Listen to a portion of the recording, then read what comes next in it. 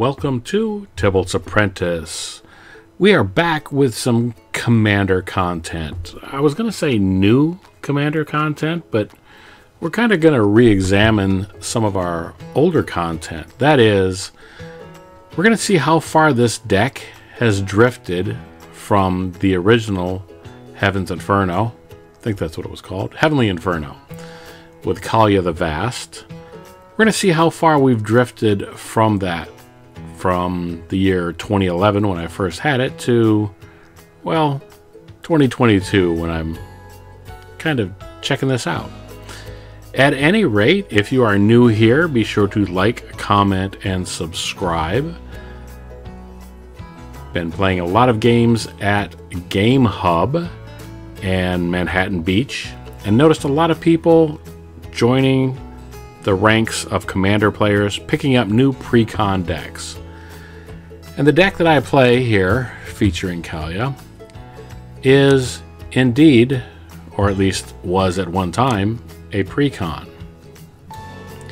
It has drifted heavily from that, but the question is, did I stay on target? So I'm going to look through these cards and see what got replaced. This is one of the initial cards that is no longer in the deck. And I basically just threw out a lot of the cards that just didn't make sense. A lot of this initially over the years was me just throwing cards at this deck to see what stuck and what didn't. I'd open a pack, I'd get something new, I'd swap it out without giving a lot of thought to it. But I'm interested to see after a decade, have I managed to stay on target?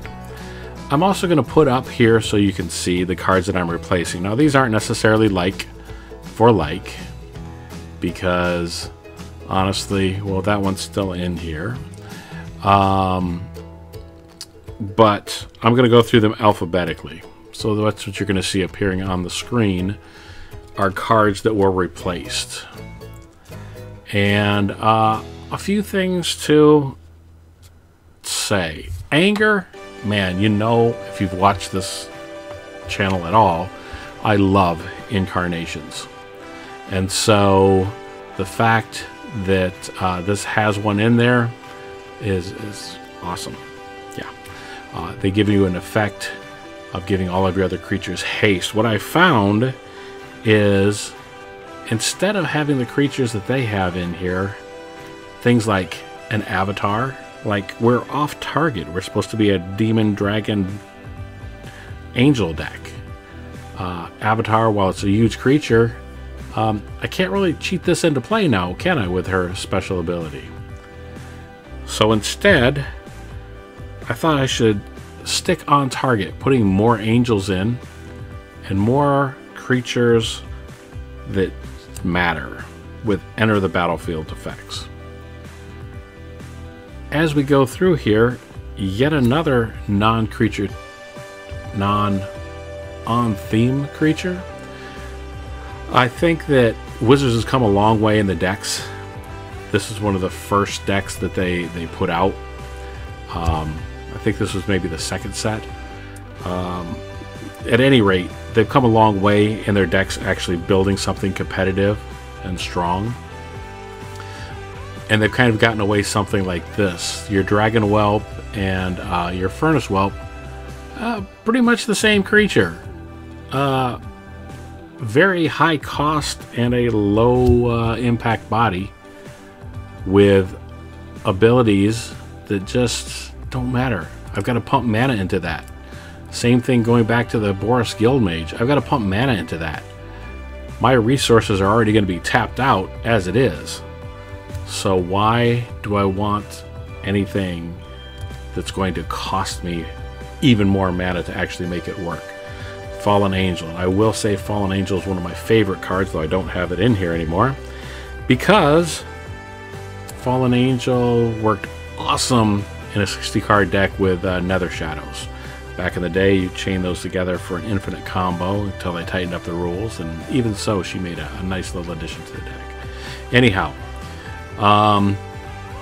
moving on, I've added other creatures that give your creatures haste Why not go that route instead? Anyhow, I'm getting off target. We're seeing the cards that I'm putting in here. And again, we just come across these cards like that, you know, why do I want to spend more mana? I'm already tapped out. Why not put in something else there that's going to help my life total along? Why not cards that matter? And I mean, I gotta be honest, you bunch of babies at Game Hub. I'm just kidding. Nobody else really wanted to chip in on this dragon, so I actually removed him last night. So this actually was in the deck until yesterday. Too many people afraid of putting a target on their chest by helping me take out a player, or rather nobody else in the game was strong enough, I guess, to make it matter. Mother of Ruin's a fine card, but again, not on theme. Just not there. I'd rather put in a card like Stoneshaker Shaman that just annoys everybody, that makes sure that people tap out their mana so they don't play cards during my turn. That's at least the idea. Card that bounces cards back to your hand, or bounces itself back to your hand. I would rather go with things like Ubrask the Hidden instead. And honestly, what's going on with this? Who has 2 thumbs on black creatures? This guy. Why do I want black creatures not being able to block? Who just realized they're a complete idiot because they're making gestures on a video that they don't actually appear in? That would also be this guy. Anyhow, this closes out the creatures that are in this deck. Sorceries. Let's see what those look like.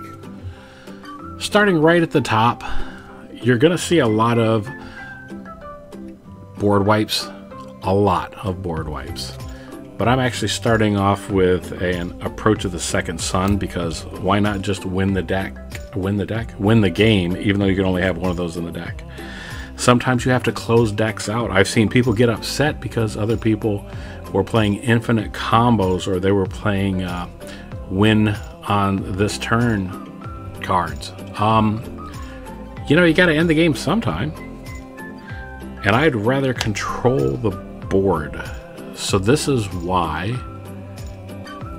and of course this is going to stay in the deck because, yeah, got to be able to fish for those creatures or cards that you need. But I went for other removal like Dusk and Dawn, Damnation, Extinguish All Hope, Play the Game, Phyrexian Rebirth, Planar Outburst, Ruinous Ultimatum. You can see that the 7 sorceries have been added to. Quite a few here. Red Sun Zenith, Sudden Demise,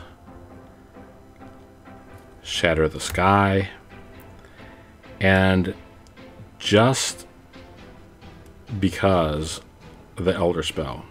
I won't talk about how much I hate Planeswalkers. For fun, we have a Terminus, a Void, and a Vindicate. Let's move on to the instants.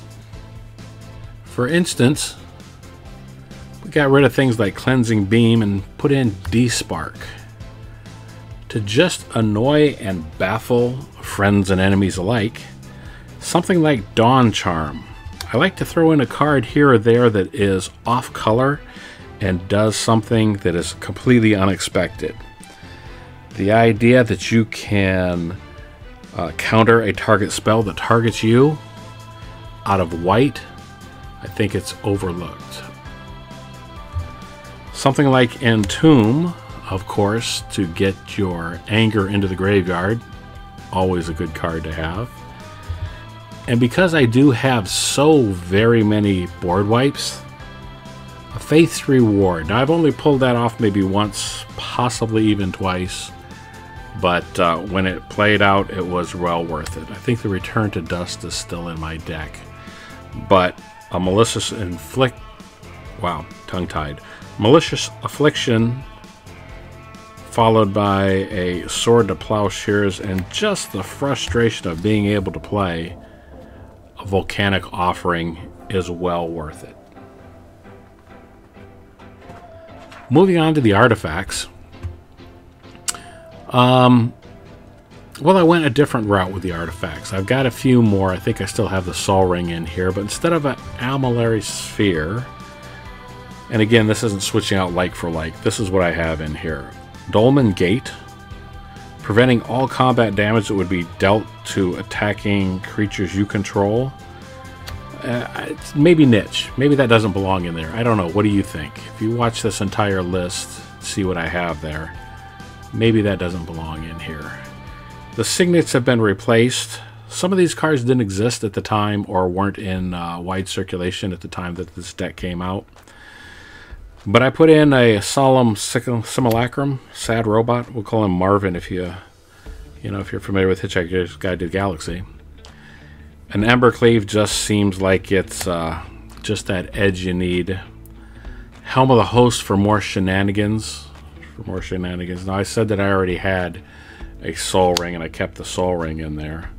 But I added more things to actually impact the game. Something like Lightning Greaves. Something like Swiftfoot Boots. And then instead of the Signet, we stick with a Talisman of Hierarchy and a Talisman of Conviction. Each of those giving either black-white or red-white. That just made a little bit more sense to me. When it comes to enchantments, just a few more extra ones. Instead of that Stranglehold, I think something like Ashes of the Abhorrent is a little better.